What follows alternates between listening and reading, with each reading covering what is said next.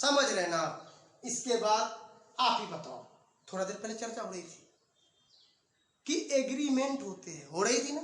मैंने क्या जोर जोर से बोल दिया आपको कि एग्रीमेंट रिटन और ओरल दोनों होते हैं ना। लेकिन आप ही बताओ, जो ओरल जो रहेगा, तो आपको नहीं लगता कि लोग कभी भी कुछ बोल देते, बदल जाते हैं। कहेगा मैंने नहीं बोला, वो दोस्त कहेगा, वो पार्टनर कहेगा मैंने ऐसा नहीं बोला था, तो क्या एविडेंस रहेगा? कुछ नहीं ना। तो अलाउ तो जरूर है कि आप ओरल भी कर सकते हैं, लेकिन मेरे ही नजर में नहीं, सबके नजर में ओरल बिजनेस सही नहीं माना जा सकता।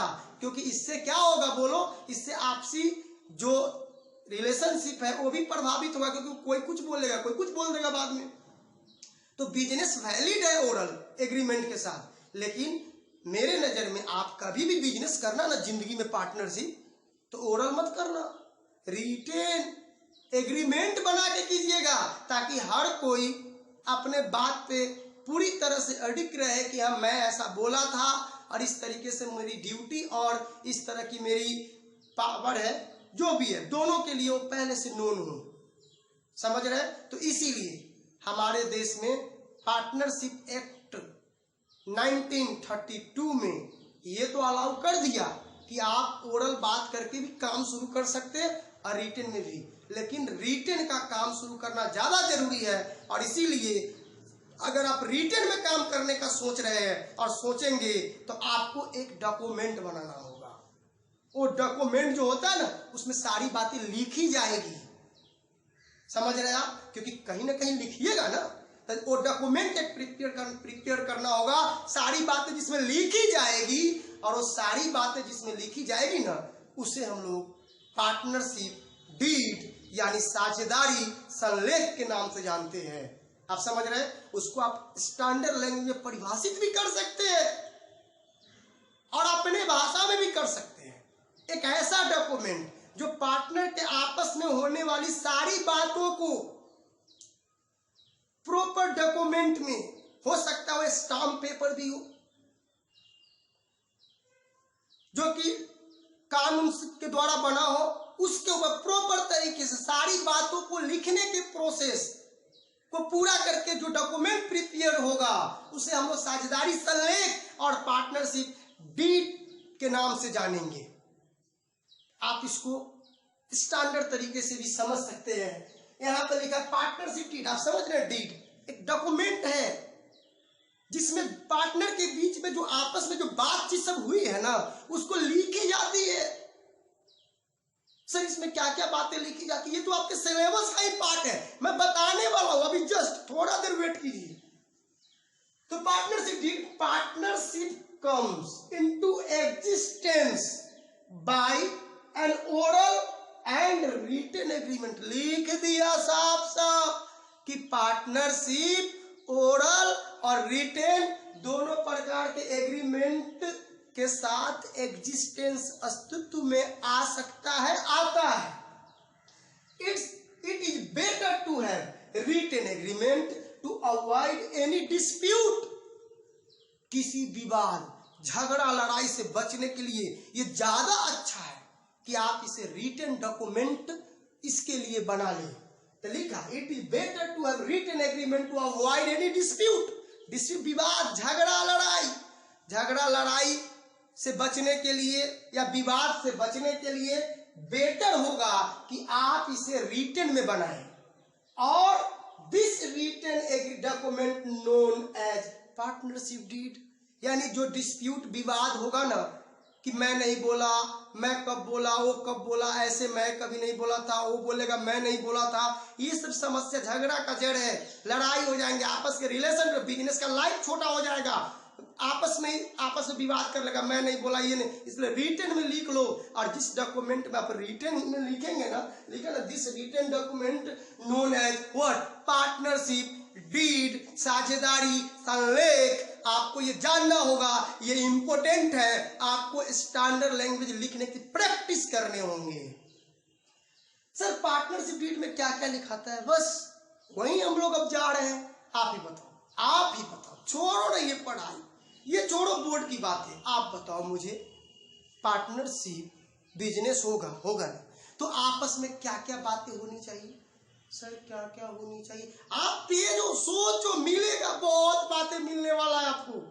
थोड़ा सा सोचिएगा ना, मिलना शुरू हो जाता। क्या क्या होनी चाहिए? अच्छा ये बताओ, क्या पार्टनर के बारे में, हर एक दूसरे के बारे में जानना चाहिए कि नहीं? जानना चाहिए? यस, जानना चाहिए।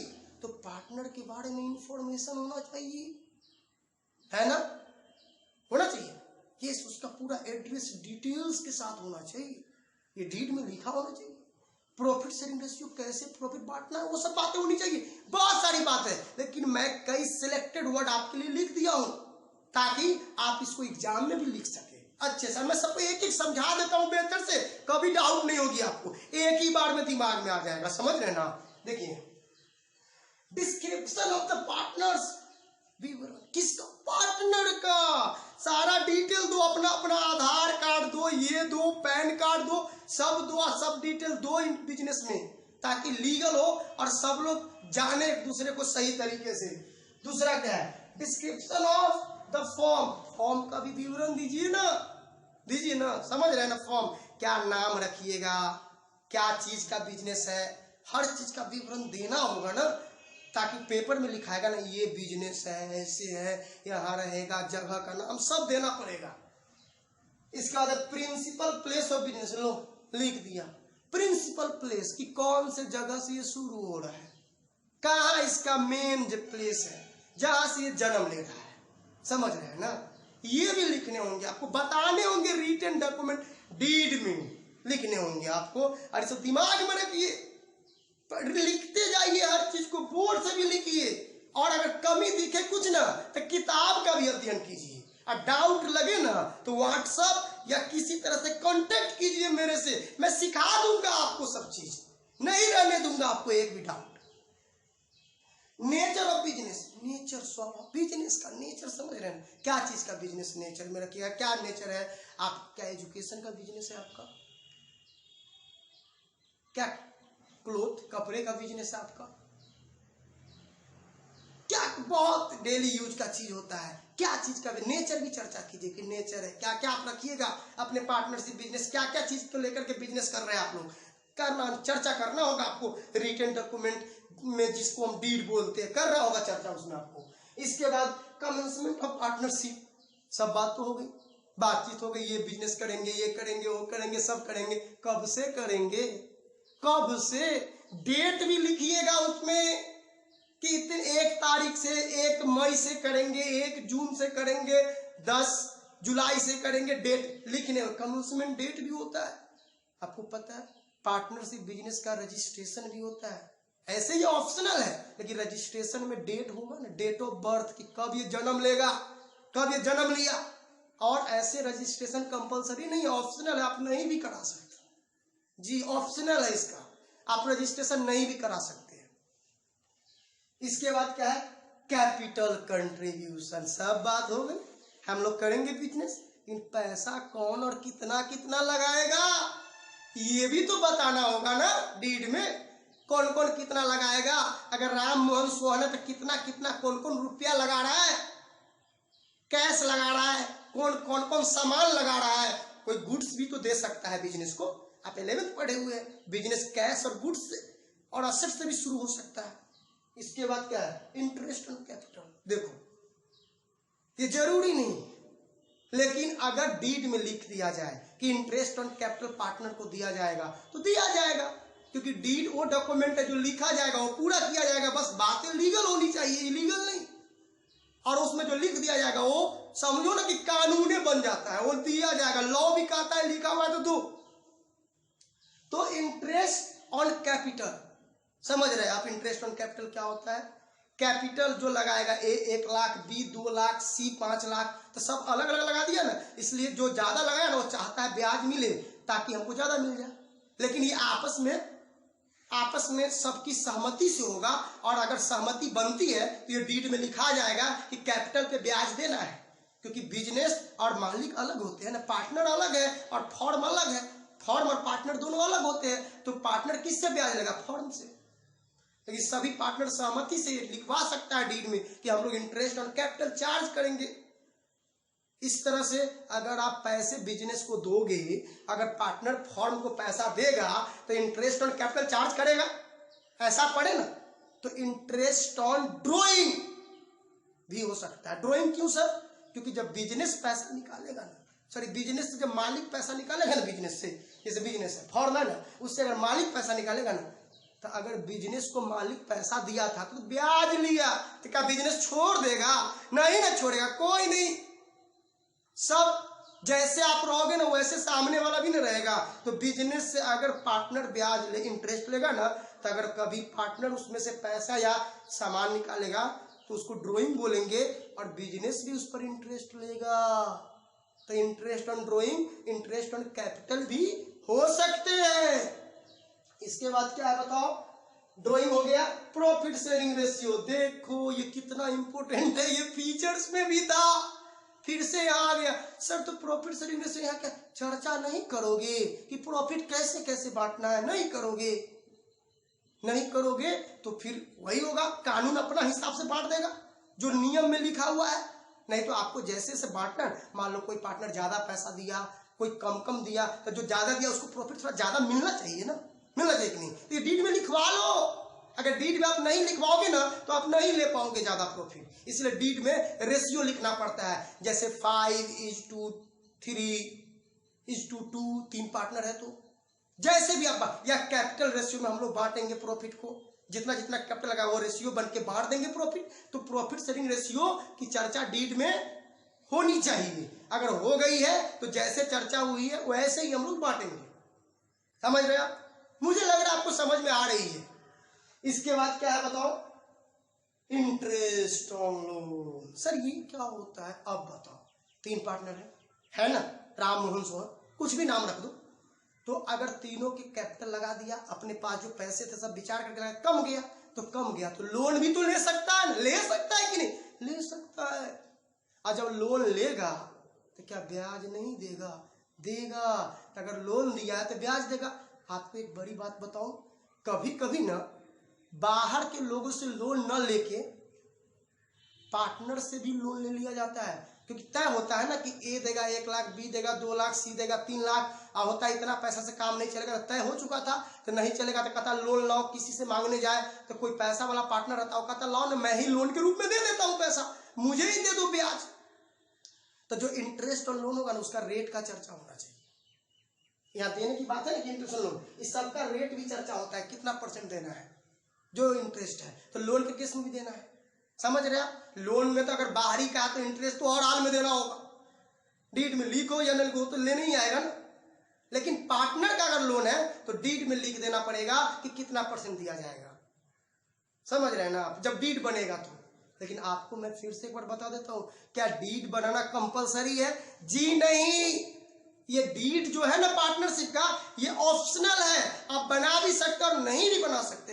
सर अगर हम लोग डीड न बनाए तो, या सर अगर हम लोग डीड बनाए और उसमें कोई बात लिखना भूल गए तो? बहुत अच्छा क्वेश्चन है आपका। अगर आप डीड नहीं बनाइएगा या बनाए गए डीड में लिखना कुछ भूल जाइएगा ना, तो हमारे देश का कानून अपना रूप दिखाएगा। सर कानून क्यों आएगा? कानून तो आप बोले डीड है, तो डीड बनेगा तब ना। डीड की बातें कानून बोलता है, जो डीड में वही सब ठीक है, बस लॉफुल होना चाहिए।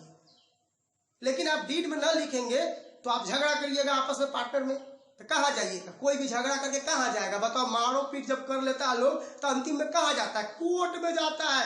कानून के यहाँ दरवाजा खटखटाता है जज साहब का, तो जज साहब डिसीजन देंगे ना? देंगे कि नहीं? बोलिए ना, देंगे। तो क्या देंगे? इसीलिए हमारे जो देश में कानून जो है ना, पार्टनरशिप एक्ट 1922, उसमें एक प्रोविजन बना हुआ है, in absence of partnership deed what will be the provision apply. अगर पार्टनरशिप डीड न हो तो क्या प्रोविजन अप्लाई होगा? ये इसमें नहीं लिखा हुआ है, लेकिन मैं पढ़ा देता हूं कि in absence of partnership deed, या in case of silent of partnership deed, या तो डीड नहीं बना हो या डीड बना हो और उसमें बातें नहीं लिखी गई हो, तो क्या होगा? झगड़ा होने पर क्या रूल होगा? क्या कहता है कानून? तो कानून कहता है अगर आप डीड में नहीं लिखते या डीड नहीं बनाते तो फिर मैं अपने हिसाब से कानून के बेस पे डिसीजन दूंगा, और in case of in absence of partnership deed or in case of silent of partnership deed following provision will be apply। अगर डीड साइलेंट है या डीड नहीं बना है तो in absence of partnership deed का प्रोविजन अप्लाई होगा। और जहां पर लिखा हुआ है profit, first point, profit should be distributed equally between all partner in any circumstances. किसी भी कंडीशन में प्रॉफिट सभी पार्टनर में बराबर बराबर ही बांटा जाएगा। चाहे कोई 5 लाख लगा के बिजनेस में आया हो, चाहे कोई 5000 लगा के आया हो। यानी अगर डीड नहीं बना ना और डीड में चर्चा नहीं हुआ ना तो हमेशा प्रॉफिट कैसे बटेगा बताइए? इन एब्सेंस, जब डीड में ना लिखा हो या साइलेंट डीड बना उसमें नहीं लिखा गया कि प्रॉफिट कैसे बांटना है, तो उस केसेस में नियम है, कानून में लिखा हुआ है कि आपको ये भूल जाना है कौन कितना पैसा दिया। प्रॉफिट हमेशा कैसे बटेगा? बराबर बराबर। In absence of partnership deed, in case of silent of partnership deed profit should be distributed equally, बराबर बराबर बांटना होगा आपको प्रॉफिट। सर और in case of partners loan, in case of partners loan rate of interest will be 6% per annum. अगर मान लीजिए कोई पार्टनर बिजनेस को लोन दिया, अपने फर्म को लोन दिया, मैं बताया था ना, तो अगर बिजनेस कोई पार्टनर लोन देता है तो अगर उसका चर्चा न भी होगा डीड में ना या डीड नहीं भी बनेगा ना तब भी उसको 6% के रेट से ब्याज मिलेगा पर एनम। सालाना रेट 6% होगा। समझ रहे हैं ना आप? सर लेकिन अगर डीड में 20% लिखा हो तो 20% डीड में जो लिखा गया वो तो होगा, न रहेगा डीड तब की मैं बात करता हूँ, या डीड में न लिखाएगा तब 6% होगा। किसके लिए? पार्टनर के लिए। सर आउटसाइडर का जितना रेट तय है उतना तो मिलेगा। आउटसाइडर को तो डीड से मतलब ही नहीं है, उसको तो जो ब्याज तय हो लेगा, नहीं तो झगड़ा होगा, लेगा ही। ठीक है, तो in absence of partnership deed profit should be distributed equally, this is very important point. And second is what? In case of partners loan rate of interest will be 6% per annum. बस ये 2 ही point main है sir. और भी कुछ interest, ये सब interest on capital, drawing, salary, commission to be not allowed to any partner, ये सब किसी को नहीं मिलेगा। सर अगर 3 पार्टनर है और एक पार्टनर दिन रात मेहनत कर रहा है, 2 घर में रहता है और एक मेहनत करता है, तो उसको एक्स्ट्रा पैसा सैलरी कमीशन मिलना चाहिए ना। अगर डीड में लिखा हुआ है तभी मिलेगा। अगर आप डीड नहीं बनाएंगे ना तो आप रात दिन भी काम करेंगे ना, रात दिन भी आप काम करेंगे ना, तभी कानून में प्रोविजन है कि उसको कोई ब्याज, उसको कोई सैलरी, उसको कोई कमीशन नहीं मिलेगा। सर अगर पार्टनर ओरल बात कर ले तो विश्वास पे दे दे तो ठीक है, अगर वो विरोध कर दे तो आपको कुछ नहीं मिलेगा। तो what will be the provision applicable in absence of partnership deed या in case of silent of partnership deed? Main 2 point, profit should be distributed equally and in case of partners loan rate of interest will be 6% per annum। ये 2 point है। इसके अलावा ना कोई salary मिलेगा, ना commission मिलेगा, ना पार्टनर को इंटरेस्ट ऑन कैपिटल मिलेगा, ना पार्टनर से इंटरेस्ट ऑन ड्रॉइंग लिया जाएगा। ये सब कुछ नहीं, सिर्फ 2 मेन पॉइंट। क्या क्या 2 मेन पॉइंट बताइए? क्या क्या है 2 मेन पॉइंट? प्रॉफिट बराबर बराबर बांटा जाएगा, और दूसरा क्या है? पार्टनर्स अगर कर्ज देता है बिजनेस को, फर्म को, तो 6% पर एनम के रेट से ब्याज मिलेगा। इसके अलावा पार्टनर को कुछ भी नहीं मिलेगा। सैलरी दिन रात भी काम करेगा तो नहीं मिलेगा। वो अगर किसी को कहता है कि देखो ये जाके बोलेगा कि मैं कितना काम किया, कुछ भी नहीं। डीड बनाओ, डीड में लिखो, सब मिलेगा। नहीं लिखोगे 2 चीज के अलावा कुछ भी नहीं मिलेगा। इसलिए समझदार बनिए जिंदगी में। जब बिजनेस करना ना तो डीड बना लेना, सब लिख लेना अच्छे से, वो भी स्टाम्प पेपर पे बनाना। समझ में आ गया ना? समझदार बनिए। आप कॉमर्स के बच्चे हैं, बिजनेस करना तो आपको आना चाहिए ना। समझ रहे आप? मुझे लग रहा है कि जितना बातें मैं आपको समझाया आपको समझ में आ गई होगी। अगर कहीं से डाउट हो, कोई भी पॉइंट पे डाउट हो, आप जरूर कमेंट कीजिएगा, फोन करके बताइएगा, व्हाट्सएप मैसेज कर दीजिएगा, मैं क्लियर कर दूंगा। इसमें कई बातें और बतानी है जो मैं बाद में चर्चा करूंगा। इतने लंबे आप नहीं पढ़िए थ्योरी, आपके नेट भी तो खत्म हो जाते होंगे, है कि नहीं? है ना? हाँ बिल्कुल। और आप मेरी बात सुनिए, तो आपके जो बाकी power of partner, right of partner, duty of partner, ये सब भी तो होते हैं ना। किताब से पढ़ना उस सबको मैं ऐसे वीडियो में बता दूंगा, अगले वीडियो का इंतजार करना होगा ना, लेकिन आप पढ़ना, नोट बना लेना सब थ्योरी का। और इसके बाद जो है ना पार्टनरशिप की ना, जब थ्योरी आप पढ़ेंगे तो प्रैक्टिकल की दुनिया शुरू होगी। बहुत मजा आने वाला है, क्योंकि आप 11th पढ़ के आए हुए हैं और मैं पूरे पार्टनरशिप का जो प्रैक्टिकल की दुनिया है ना, उसको मैं 11th के बेस से जोड़ दूंगा। आपको लगेगा भी नहीं कि कुछ नया हो रहा है या मैं कुछ अलग 12th में चला गया, लगेगा 11th से जुड़ा हुआ चीज से पढ़ रहे हैं। बहुत इंटरेस्टिंग होने वाली है अपनी ये प्रैक्टिकल की क्लासेस।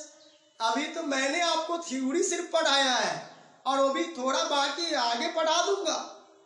आप सबसे रिक्वेस्ट है कि इसको ज्यादा से ज्यादा लोगों में YouTube के बारे में, RCCA कॉमर्स ऐप के बारे में चर्चा करें, अपने फ्रेंड को बताएं, चैनल को सब्सक्राइब करवाएं, आइकॉन बटन दबाएं ताकि नोटिफिकेशन जा सके आपको। ये सब काम सपोर्ट तो आपको करने में, तभी तो मुझे और एनर्जी मिलेगी और हौसला बढ़ेगी, मैं और बेहतर काम करूंगा आपके लिए। मैं विश्वास दिलाता हूं कि वीडियो क्लासेस में भी आप बहुत बेहतर सीखेंगे और एक से एक प्रैक्टिकल सवाल भी आसानी से बना लेंगे, क्योंकि आपकी कंसेप्ट इतनी अच्छी होगी। समझ रहे हैं ना आप?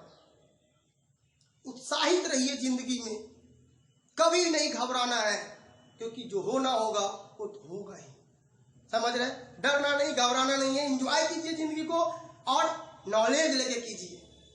वो वाला बात फिर से मैं याद दिला देता हूं, जिंदगी में करो कुछ ऐसा कि हर कोई करना चाहे आपके जैसा। मम्मी पापा का नाम रोशन कर दीजिए, आप ऐसा कीजिए, मेरे भी नाम को थोड़ा चमकाइए, है ना? सपोर्ट तो चाहिए। बहुत बहुत धन्यवाद आप लोगों को। जो भी डाउट होगा पूछ लीजिएगा। आज की क्लास हम लोग यहीं रोकते हैं, फिर मिलेंगे अगले क्लास में। बहुत बहुत धन्यवाद देखने के लिए। आप ऐसे ही देखते रहिए, हमारा भी उत्साह बढ़ाइए, आप भी उत्साहित रहिए और चैनल को सब्सक्राइब कीजिए और लोगों से करवाइए और जल्दी से 1000 पार करवाइए ना। जरूर ये लाइव आना है हमको ना। बहुत बहुत धन्यवाद।